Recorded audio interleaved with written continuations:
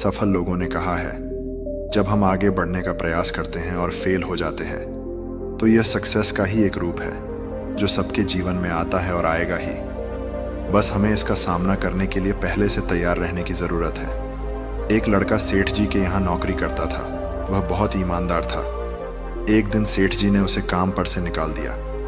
लड़का उदास होकर अपने घर की तरफ चला जा रहा था। तभी अचानक से उसे आवाज आई, इस गांव में कोई मजदूर मिलेगा? लड़के ने पीछे पलटकर देखा तो एक बूढ़ा आदमी कंधे पर 3 झोले लेकर चला आ रहा था। लड़के ने पूछा, क्या हो गया? आदमी ने कहा, मुझे दूसरे गांव जाना है। मेरे पास में 3 झोले हैं। ये एक सबसे भारी है। इस झोले को लेकर के कोई मेरे साथ दूसरे गांव तक चल दे तो मैं उसे 3 सोने के सिक्के दूंगा। लड़के ने सोचा, बड़ा अच्छा सौदा है। अभी काम से निकाला है और अभी काम मिल गया। लड़के ने कहा, ठीक है, मैं लेकर चलता हूँ। वह लड़का बड़े झोले को अपने कंधे पर टांग कर चलने लगा। थोड़ी दूर चलने के बाद लड़के ने यह नोटिस किया कि वह आदमी बार बार उसकी तरफ ऐसे देख रहा था, मानो उसे शक हो कि वह लड़का झोला लेकर भाग न जाए। पर वह लड़का कुछ नहीं बोला और आगे चलता गया। चलते चलते लड़के ने आदमी से पूछा, बाबूजी, इसमें क्या है? बड़ा भारी सा लग रहा है। आदमी ने कहा, बेटा, इसमें तांबे के सिक्के हैं। फिर थोड़ी दूर आगे जाने के बाद एक नदी आई। लड़का नदी पार करने लगा, लेकिन वह आदमी किनारे पर खड़ा रहा। लड़के ने बोला, क्या हुआ? आप आगे क्यों नहीं आ रहे? आदमी ने बोला, बेटा, मेरे पास 2 झोले हैं। गलती से मेरा पांव फिसल गया या मेरा संतुलन बिगड़ गया तो मैं नदी के बहाव में बह जाऊंगा। तुम मेरी मदद कर दो। एक और झोला ले लो, मैं तुम्हें 3 और सोने के सिक्के दूंगा। लड़के ने दूसरा झोला भी ले लिया। नदी पार करते करते लड़के ने आदमी से पूछा कि यह झोला भी भारी लग रहा है, आखिर इसमें है क्या? आदमी ने कहा, बेटा, इसमें चांदी के सिक्के हैं। लड़के ने कहा, ठीक है। वे दोनों आगे चलते रहे। जब वे जंगल के रास्ते से गुजर रहे थे तो उस लड़के ने यह नोटिस किया कि वह आदमी फिर से उसे शक की निगाह से देख रहा है। इस बार लड़के से रहा नहीं गया। वह रुका और उस आदमी से बोला, क्या आप मुझे चोर समझते हैं? क्या आपको लगता है कि मैं यह दोनों झोले लेकर भाग जाऊंगा? तो मैं आपको बता दूं, मैं बहुत ही ईमानदार हूं। मैंने अपने पूरे जीवन में ईमानदारी निभाई है। आज मुझे काम से निकाल दिया गया क्योंकि सेठ जी ने मुझे ग्राहकों के साथ घपला करने को कहा, और मैंने ऐसा नहीं किया तो उन्होंने मुझे काम से निकाल दिया। मैं तो अपनी ईमानदारी के चक्कर में अपनी नौकरी खोकर आ रहा हूँ। आपको क्या लगता है कि मैं आपके झोले लेकर भाग जाऊंगा?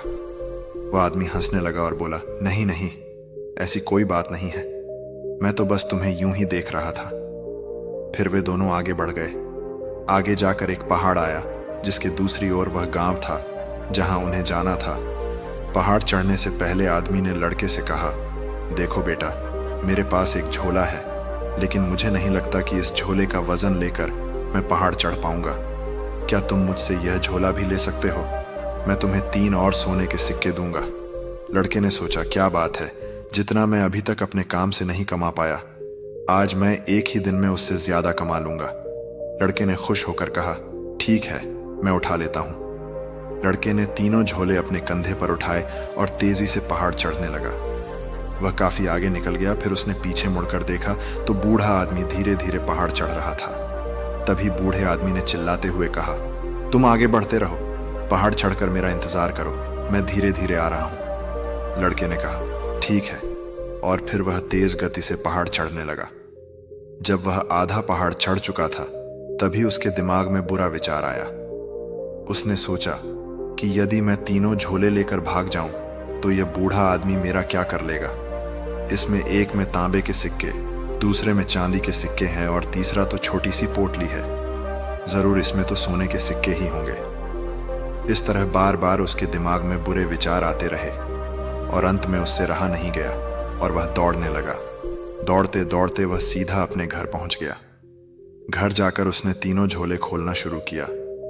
जैसे ही उसने पहला झोला खोला उसमें पत्थर ही पत्थर भरे हुए थे।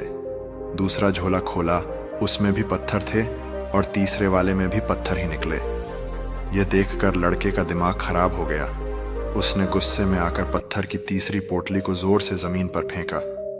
तभी उसमें से एक कागज निकला जिसमें लिखा था, बेटा, मैं इस राज्य का राजा हूं। मेरे कोई संतान नहीं है, इसलिए मैं अपने राज्य के लिए अगला राजा ढूंढ रहा हूँ जो कि बहुत ईमानदार हो, जिसको मैं अपना उत्तराधिकारी घोषित कर सकूं। आज तुम अगर इन तीनों झोलों को लेकर भागे नहीं होते तो शायद आज तुम इस राज्य के राजा बन जाते, लेकिन तुमने मुझे धोखा दे दिया। लड़का फूट फूट कर रोने लगा।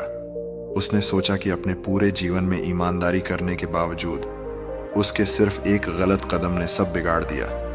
दोस्तों, कई बार हमारे साथ भी ऐसा ही होता है।